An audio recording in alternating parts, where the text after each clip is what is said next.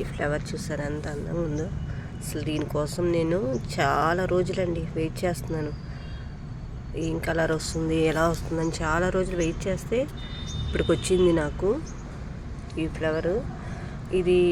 ఈ ప్లాంట్ పేరు డిషియాంతస్ అంటారు.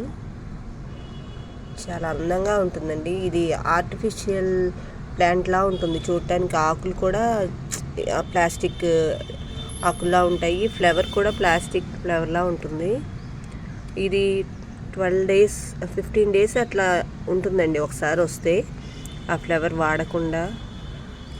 అసలు ఎంత అందంగా ఉంటుందంటే దీంట్లో చాలా కలర్స్ ఉన్నాయండి. నాకు తెలిసి వైలెట్ కలర్ ఉంది, వైట్, పింక్, డబుల్ షేడ్ కూడా చాలా ఉన్నాయండి. కాకపోతే నేను చూసిన దాంట్లో ఈ 3 కలర్స్ అయితే ఉన్నాయి.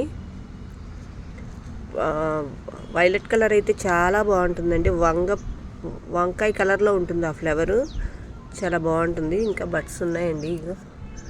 ఇది ఎలకలు తవ్వేసేయండి దీన్ని, కానీ ఎలాగోలాగా బతికితే బాగుండు ఉన్నాను. ఆ మొక్క ఇంకా ఇంత హైట్ ఉందండి.